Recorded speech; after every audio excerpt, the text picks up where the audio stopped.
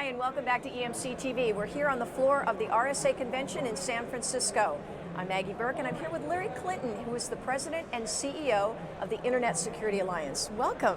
It's great to be here, Maggie. It is great to have you here. Tell us a little bit about the Internet Security Alliance, what your mission is, what you do, what you hope to accomplish. Internet Security Alliance was started 10 years ago. It was started by the former chairman of the House Intelligence Committee, Dave McCurdy, with Carnegie Mellon University. 10 years ago, the notion that the internet was insecure was big news. Nobody knew that then.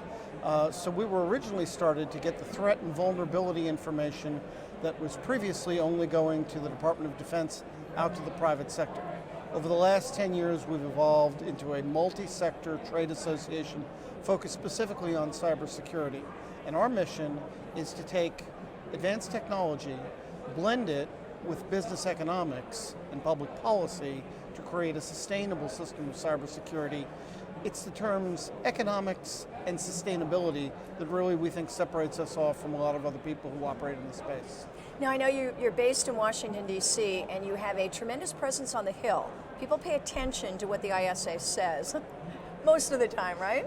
Most of the time. Tell me a little bit about that. What kinds of agendas are you trying to drive with legislation and through that kind of influence? Well, historically, policymakers have viewed cybersecurity primarily as an operational or technical issue, and obviously it has operational and technical components to it, but it's also a strategic and economic issue.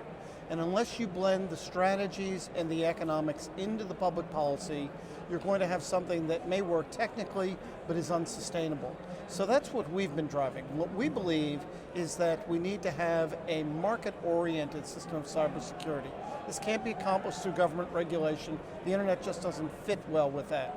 Instead, what we're going to have to do is take all the sorts of market incentives that we've historically used to build our other infrastructures and use them in cybersecurity so that people want to invest in cybersecurity. Well, enterprises always look at the bottom line, right? Sure. If it doesn't impact their bottom line, then they're not as interested. So I know that ISA recently came out with a publication that really laid out for businesses the financial management of cyber risk, that this really does impact that bottom line. Absolutely, and most organizations are not doing a very good job of analyzing their cyber risks. They still think that the cybersecurity function ought to be located exclusively down in the IT department. And Right. as we say, Yeah. this is an enterprise-wide problem. In fact, the biggest single threat in most enterprises has really nothing to do with the technology.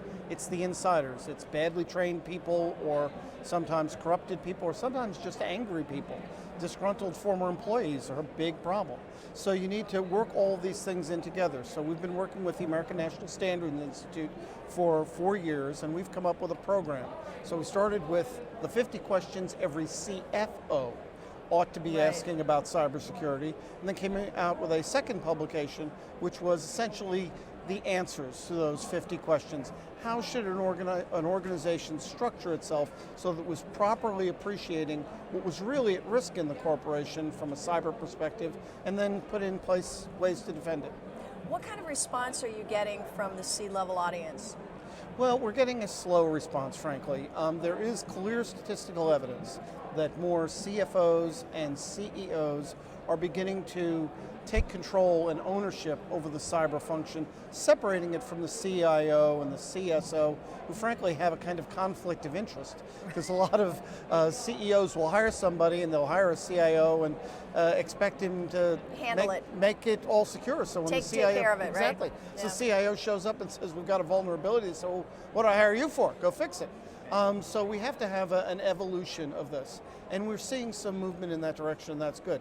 One of the things that's really fueling that is the fact that a lot of the CEOs and the CFOs and the board members are now being personally targeted for attack. Yeah. The advanced persistent threat seeks to find senior executives, and with very sophisticated spear phishing techniques gets into their systems. And so the senior executives are now personally vulnerable to these sorts of attacks, not just their networks. We think that once that word gets out, we're probably going to see a lot more action from the C-suites.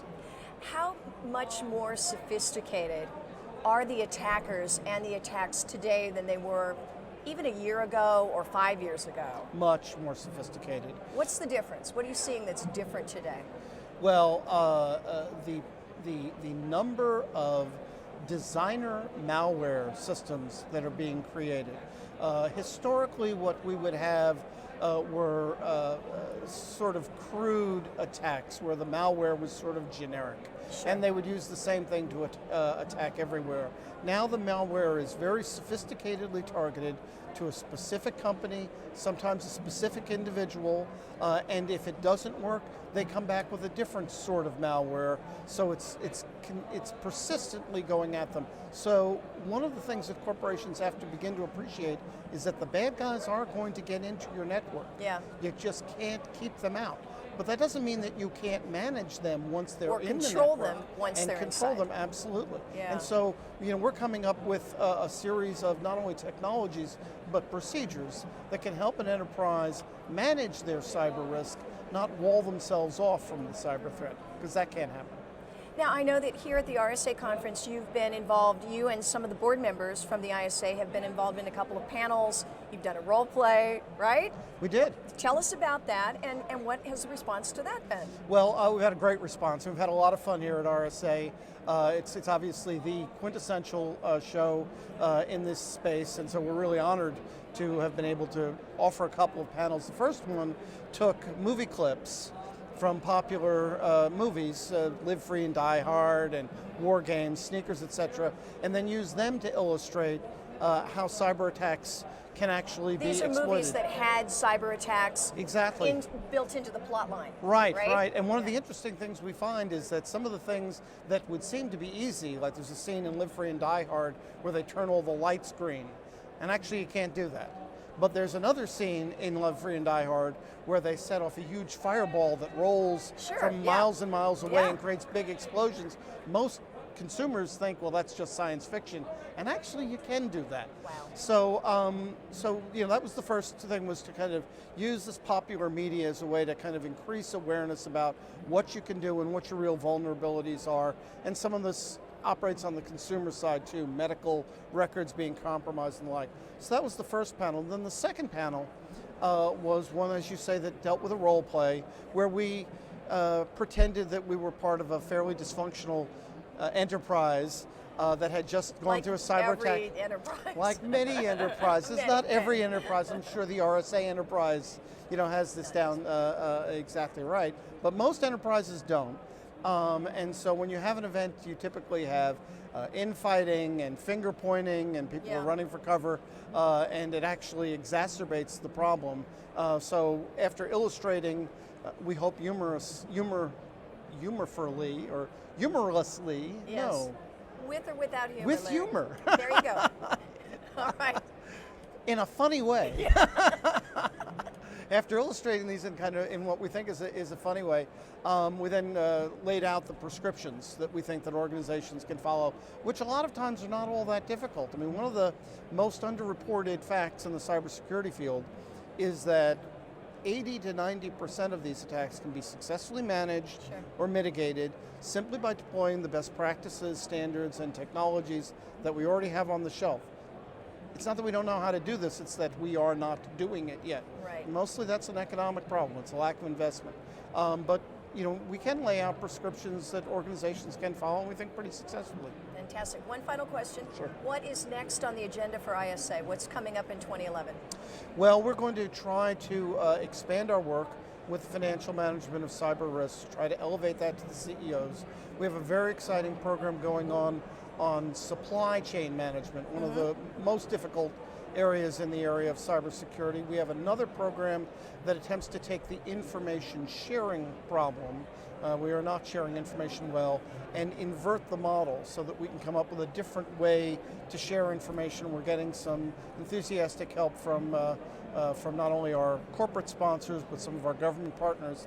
And then finally, there is a good chance that there's going to be cyber legislation moving in the Congress this year. Right, and you have a good voice in that. Well, we're very active in that space, and we're working with our corporations to try to educate our members of Congress as to how to develop a market-oriented approach so that we can inject financial incentives into cybersecurity so people want to become more secure and they don't view it just as a corporate downside. Well, thank you so much for taking the time to talk to us. It's It is always a pleasure talking to you. It is my pleasure, Maggie. Good to see Thank you. you very much. All right, great. Thanks. Stay with us. We'll be right back with EMC TV.